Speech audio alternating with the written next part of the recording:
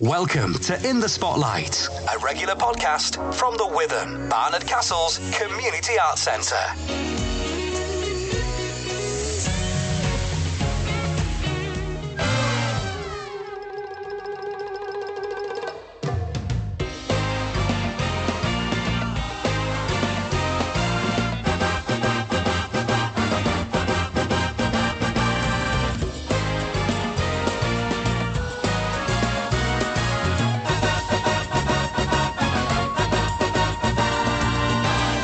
Hello, Stuart Laundy, welcoming you along once again.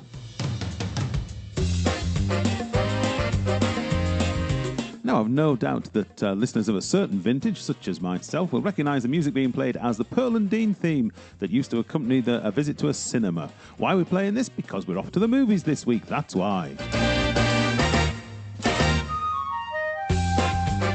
Yes, special guest this week is County Durham filmmaker Dean Midas. He'll be telling us about his new film, The Devil's Stone. Filming starts for that in the next few days, and the Witham is going to play a central role in it. More on that coming up. Then a bit later, Jane Woodward will be joining me as usual to talk about what's coming up at the Witham. And music this week will come from Rob Heron and the Teapad Orchestra ahead of their visit to the Witham on the 6th of July. It's a rescheduled show. They were snowed off back in March. So I hope you'll agree that's got all the makings of an interesting half an hour or so.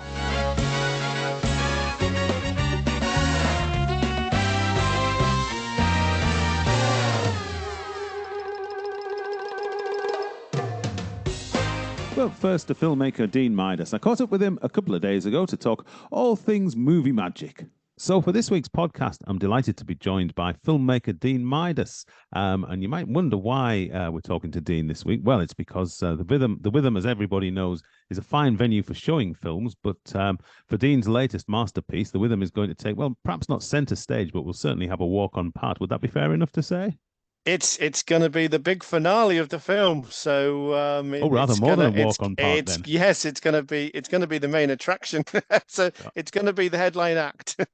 Now we'll come to that. Dean's new film, which production is I think getting underway later on this month, is called The Devil's Stone, and I think it's based around a sort of fairly local folklore tale that from around Crookway. But we'll come to that in a little while. And I thought Dean's been making films, as far as I can tell, for about the past 10 years or so. So I thought we'd just have a bit of chat about that. How did you get into all this? Stu, I'm a massive horror fan. I have been all of my sort of grown-up life before, when I was allowed to watch them. Obviously, parents wouldn't let me watch horror films. So when I was allowed to start watching them, I did. And I've been interested in it. And as I've grown up, I thought, I wouldn't mind making my own. Do you go all the way back to the Bela Lugosi classics? Yeah, the original Halloween, even though I was only about 6 when it came out. That was like the 70s. Was that the 70s Halloween originally? Yeah, late 78. The original came out. So obviously I caught up with that as I got older, and then obviously the famous ones like A Nightmare on Elm Street, and the Scream franchise. So they're definitely big inspirations for me. Yeah, I always remember my first experience of any kind of horror story was actually through the book. My mother, who was an English teacher at the time, she brought a book that was unsuitable for the school library home, and it was the Amityville Horror, which I read before the film came out. And of course, the film spawned, like the Halloween series, there was loads of sequels, and the Nightmare on Elm Street series, loads of sequels and everything. But the original was a really, really good book. I know that. I can't remember I must have seen the film somewhere along the line, but the book was very, very good. So how did you start making it? You make short films, don't you? Basically, years ago, I used to go to Alton Towers a lot. I've got family down in Staffordshire. And the Hex Ride, as it was then, used to stand there, and there used to be a story about the legend of the chained oak, and the Earl chained it up because a witch cursed him and all this. And as you do, I was standing in the queue thinking, this would make a great film. So we obviously, the chained oak is actually real. So we went and got some footage around the tree, and then basically I did a short around it with a few of my colleagues, and it was a massive, massive opening film for us. We went on to win some big awards, including the Portobello Film Festival. So which was huge. I mean, were you surprised by the way it went down? I knew we had a good film. There were some really good people involved. But yeah, I mean, when you're there and you've been shortlisted for the Portobello Film Festival on a £500 budget, as it was for that film, surrounded by people with a lot more that have put a lot more money in, and you just think, oh, it's one of them. Oh, you're happy to be nominated.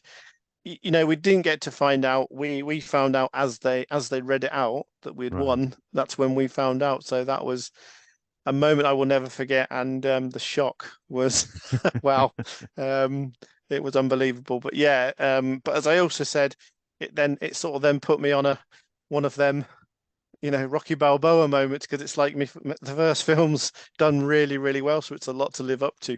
So how many films have you made so far? So I've made 8. 7 of them are the Ragdolly and Eve Valentine franchise, which has done very, very well for us. And Legend of the Chained Oak was our first film. So the Devil's Stone will be going into our 9th film. So just tell me about this franchise, this series of films that you've made. So yeah, I've got 2 characters, the Ragdolly, Eve Valentine, 2 very strong female characters. I wanted to do that. The horror world normally is very male dominated, and I thought that it'd be quite unique to have 2 strong sort of characters. It's the polite way of saying it. And we set out, and again, the first film I did, I went back to my roots. I did a self-record sort of POV, which is point of view film, where it looked like a documentary. Right. And it went down very, very well. And I always had this other character in mind, this Eve Valentine, Day of the Dead character. And initially I was going to make Eve a Christmas killer, but the truth be told, we just completely ran out of time to film it. So I thought, and then someone actually said to me, there's not many killers around Valentine's Day because it's such a romantic time. And I thought, well, what about Valentine's Eve, the night before Valentine's? And that's where Eve has come from. So Eve Valentine, who's based at the Manor House Hotel, which we call West Manor in the films. Yeah. That's where Eve Valentine is based. Do you set out to shock people, to scare people, or is it much more kind of tongue in cheek? How would you describe the style of the films that you make? It's a little bit of both. Like I say, I'm a big fan of the Scream franchise, which, they will admit themselves, even though it can be quite gory at times, it's also fun. There is a lot of tongue-in-cheek things, there will be right back and all these kind of things, which are the cliches in horror films, which until that film came out, people really never questioned them. It's like, why are you going down in the dark cellar when there's someone crazy around? And just the usual things, whenever you need to make a phone call, in these films, they can never get a phone signal. So you just think, so there is an element of that. And I do make some tongue-in-cheek little lines. There are some quite funny lines in All Hallows Eve Rebirth, actually, that people comment on. But I try not to make it too full on, because if I was watching it, if it was too intense, I think it goes the other way and people just think, oh, I'm not watching it. But if you make it scary but fun, I think then you sort of can win people over with that. Why have you stuck to shorts rather than feature-length films, if I can put it that way? Most of the people in our films, the Ragdolly and Eve Valentine franchise, who have survived, because obviously I've lost a lot of friends along the way in the films. It's basically these guys all work full time. So, and as I said, Jason, who's one of our main characters, he's a mechanic and crook, and he does 10-hour shifts and then comes and helps us till 9, 10 o'clock at night. He's got, wife and 2 kids. It's difficult, and it's a very time consuming. And even these short films, some of these short films can take 3 to 4 months to pull together. Yeah. Ideally, I would in the future like to make a feature, but I think while we're still getting the brand and the name out there, I think the shorts are doing their job. So do you take on all the sort of behind the camera responsibilities, the writing, the filming, the editing, all that? Or do you have people who you collaborate with? How do you work? How does the production work? I pretty much do everything. I do write the scripts, and then I produce them, direct them. I do have obviously people that Sam Haynes, who is a fantastic music writer producer who does a lot of our music for us in the films. He's absolutely amazing. Without him, I'm honest enough to say I don't think the films would look and sound as good as they do without him. And then obviously I do chat with, we do have meetings and we do chat, and some people, I'm open for people to say, do you think this might work better if we did this? Or, sometimes we can have a script and rehearse it and then be there. And I can actually say, I don't think this is going to work. And someone will say, should we try this? And we will, and it looks fantastic. So, I'm always open for direction and help from the cast, especially these guys. Some of these guys in the Rag Dolly franchise and Evan have been in 7 films now. So they've been with me for 4 years. So they're getting more experience themselves. And do you have any formal training in filmmaking?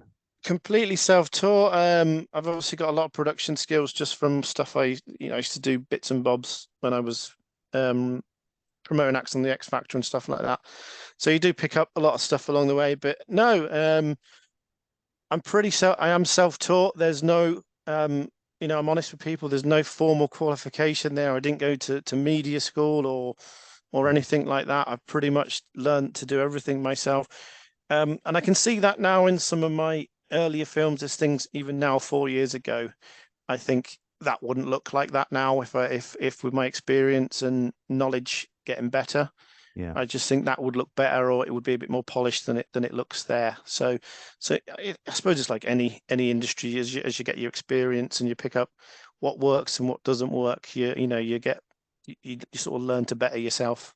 Hi, this is Lewis from the Cafe Bar, and you're listening to In the Spotlight, the Witham podcast. Let's turn to your forthcoming film, The Devil's Stone.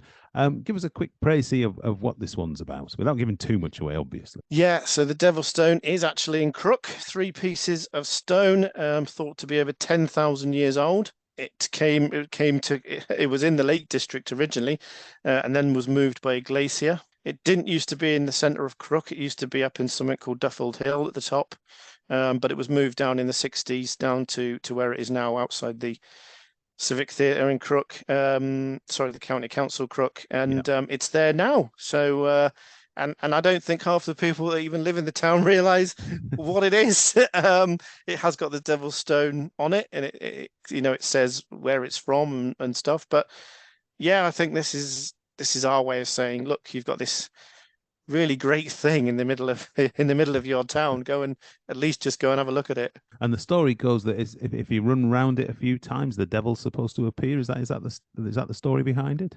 Yeah, 7 times. And I have actually had someone contact me after, and we had a feature in the Northern Echo a few weeks ago, and someone who I didn't even know them just said, "Oh, I've just seen your piece in the Northern Echo," and they said, "I can tell you, my mum and dad used to scare me with that story when I was a kid. They used to say, if you don't get yourself to bed, we'll make you run around the Devil's Stone 7 times," which is a little bit naughty.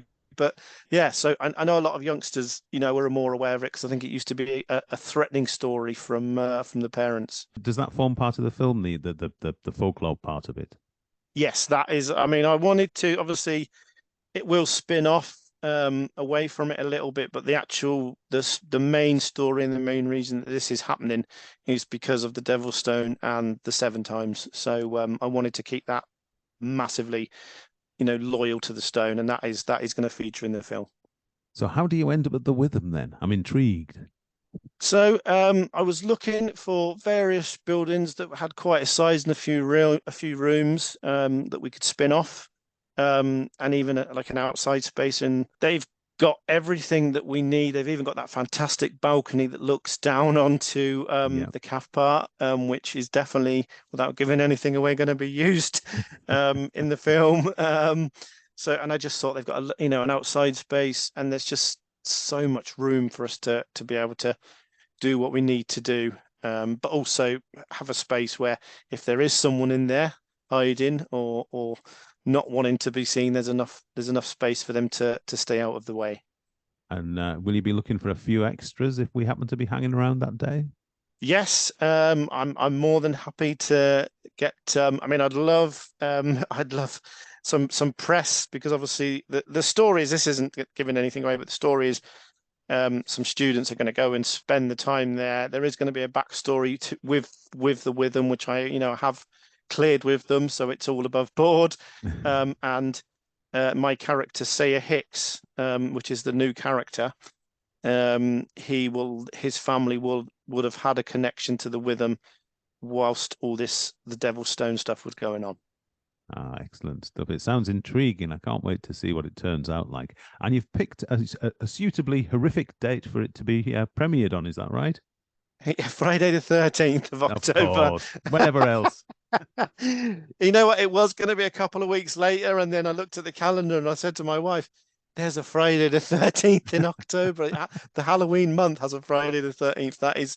It's an absolute perfect time for a horror film to come out. Dean, thanks ever so much for taking the time to chat to the podcast this week. We wish you every success, and I can't wait to see you filming in and around the Witham, and we'll perhaps try and get a face or two that people might recognise on the camera as well. Dean, thanks very much. Thank you very much. Really appreciate it. And with a bit of luck, we'll be rolling out the red carpet for the premiere of the film in October. That'll be something to look forward to. I'm sure you'll agree. Hi, this is Tabby from the Cafe, and you're listening to In the Spotlight, the Witham's podcast. So once again, I'm joined by Marketing Officer Jane Woodward for a look through what's coming up and what we've got going on at the Witham in the next 7 days and a bit further away. And we've got a special guest in the studio this week, your son. Not to put any pressure on you or anything like that. How are you doing, Lewis? I'm fine, I just exist here. Excellent stuff. He's come. Lewis, who is all of 16? Yeah, 16. 16. He's come to see how we do podcast magic. Exactly. Very exciting, isn't it, Lewis? Yeah, I had no idea that I would be here. He's loving it. He's loving it. So we'd better get on and show him how it's done. We'll start with 2 or 3 things that are now in the diary, starting with one later this year. And it's a bit of a radio legend, actually. He's a bit of a legend. I'm a bit of a fan of his, actually. Bob Harris and Colin Hall, the songs the Beatles gave away. What's that all about? So, yes, this is their intimate speaking tour, which is coming to the Witham on Tuesday, the 3rd of October this year. And it features rare archives from BBC's Bob Harris's collection of interviews with Lennon and McCartney. And Colin Hall, for the last 20 years, has been the custodian at John Lennon's childhood home, Mendips. So apparently Lennon and McCartney wrote so many songs, they offered them to other artists for recording, not the Beatles. And this is what Bob Harris and Colin Hall are going to be talking about. And there's going to be archive footage alongside it. Sounds like an absolutely fascinating evening indeed. Moving swiftly on, the Royal Opera House has some news for us. Yes, they have just launched their 23-24 cinema season. So this is the live screenings between October this year and June next year. The Witham is going to be screening 5 operas, including Carmen and Madama Butterfly, and 3 ballets, including Swan Lake. And everything is on sale now. Excellent stuff. Bit too highbrow for me, as we very well know, but that'll delight our audience. And finally, something for next year, and some folk legends are coming, aren't they? The Furies. The Furies, yes. Ireland's acclaimed and influential folk band. They made their Top of the Pops debut in 1981. Oh, really? As recent as that? I thought they went back longer than that. No. I know their big hit was Sweet 16, When You Were Sweet 16. I think that was what it was. Yeah. So look out for that one. That's Friday the 12th of April next year, and that is on sale too. Right, so that's looking a bit further ahead. What have we got coming up in the next few days? Well, next weekend, Saturday the 1st of July, we have a tribute to the Carpenters. Brilliant. This is the UK's leading Carpenters show. It's Yesterday Once More. Doesn't feature you, Stuart. Oh, blast. It features the amazing voice of Maggie Nestor and 8 top-class musicians. Excellent. Not me, then. Not you. All right. But if you fancy a bit of the Carpenters, that's next Saturday, the 1st of July at 7:30. Brilliant stuff. Well, I'm on that night anyway, so it'll be a brilliant night. I'll absolutely love that one. And then also on the 1st of July, we've got Northern Arts and Crafts in the Music Hall with their locally handmade crafts and luxury gifts, 9:30 to 3:30. That's free entry. And we've also got the second weekend of our summer festival. Who have we got on this time? We have at 11 o'clock on Saturday, 1st of July, we've got Andy Yeadon, who needs no introduction. No, he's a former podcast star, isn't he? He is indeed, We've had him on. He wasn't talking about his music, though. He was talking about his... Tai Chi. Tai Chi, wasn't he? Yeah, he was. So, but anyway, everybody knows him as a musician, so that'll be good. And then on the afternoon at 2 o'clock, we've got 2 local blokes. Yes. A.K.A. James Dykes and Eddie Tinkler. Yep, they've played just about every group around the town, I think. Whether it's WIs or the Hub or any, they're brilliant. They're really good entertainers, those two. Yeah, very well known, and obviously harmonic singing duo with acoustic guitars. So that'll be a good afternoon. Yeah, maybe I can have a sing along with them. Exactly. They play songs that I know the words of. Yeah, you can have a sing along with them, Stuart. Yes. That'll do. Not the Carpenters, though. No, not the Carpenters. All right then. And then on Sunday afternoon, 1:00. There's the Cloth Cap Temperance Band. They play in the style of 1914 miners, so that's a bit different. Interesting. Something a bit different for a Sunday afternoon. Exactly. It sounds like they're the sort of band, a little bit like somebody else we've got coming the following week, Rob Heron and the Teapad Orchestra. A unique sound. You can't sort of pigeonhole them into any one particular genre. They're coming on the Thursday, I think, the 6th. Thursday, the 6th of July, yeah, Rob Heron and the Teapad Orchestra. They're finally performing after being snowed off in March. That's right. I was trying to remember the other day why we didn't have them earlier on in this year, and it was the one and only dumping of snow we got, wasn't it? It was. They're from Newcastle. They've got their own swing sound, and there will be space for dancing. Their last album, this is where I know them from, their last album, The Party's Over, is absolutely brilliant. Yeah. I commend it to anybody. Have a listen to it, and then you'll buy your tickets, and you'll come along, and you'll stretch your leg on a dance floor. Yeah. Well, there's definitely a track that's on our website if you want to have a listen to them. Excellent. And where can we get tickets? We can get tickets, Stuart, by calling the box office on 01833 631107. And for those of us who've got a computer at home, www.thewitham.org.uk. Brilliant. Well practiced. You've spent all week perfecting I did. After last time tripping up over the telephone number. I'm glad to see you've been putting the hours in. You're not going to let me forget that, are you? It's paid off. Brilliant stuff. Jane, thanks very much, and we'll see you next time. Bye, Stuart. Yes, thanks as always to Jane for passing by. That's about it for this week's show. We're going to leave you with some music from the aforementioned Rob Heron and the Teapad Orchestra. Don't forget they're coming to the Witham on Thursday, July the 6th. You can get your tickets now. This is a track from their new album, The Party's Over. It's called Trouble Is. I'll say cheerio and see you next time. Ta-da!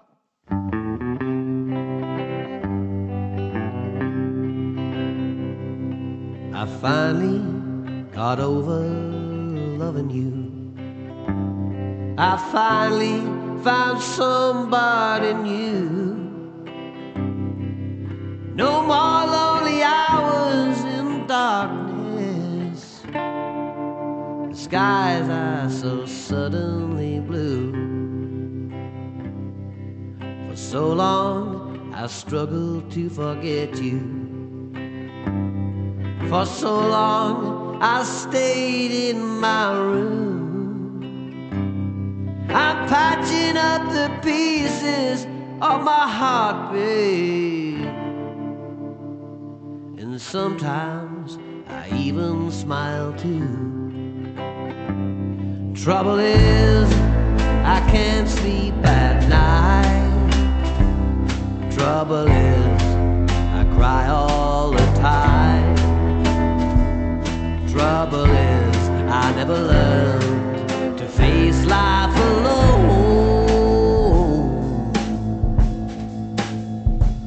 Trouble is, I'll never make it without you.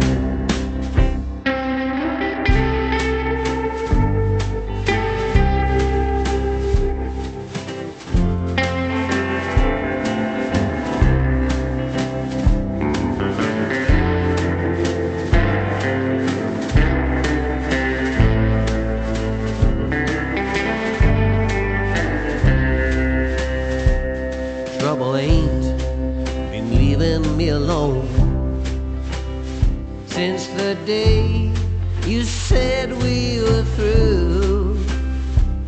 I've searched all around, but no peace I've found. So I'm writing this letter to you. I've been trying to plan for the future. You know, a new love was part of the plan. I even asked for her father's blessing to take his young daughter's hand. Trouble is I can't sleep at night. Trouble is I cry all the time. Trouble is I never learned to face life alone.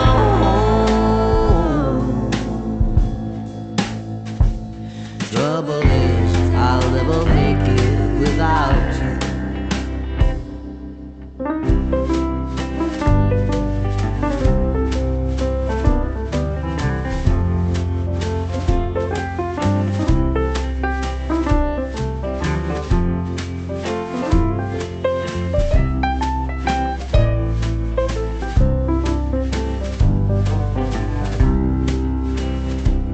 If this letter should happen to reach you, and your new love has turned you away, just know that I'll always still love you, and I'll welcome you back any day,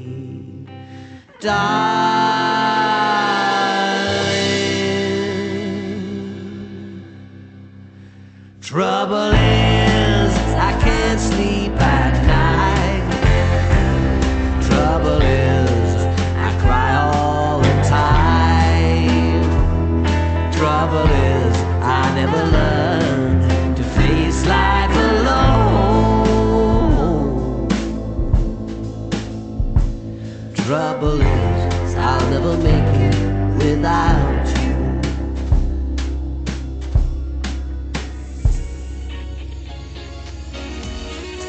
Thanks for listening to In the Spotlight from the Witham, Barnard Castle's Community Arts Centre. Available on all major podcast platforms. So please give us a follow and leave a comment. Or listen online at www.thewitham.org.uk. We'll be back soon with another episode.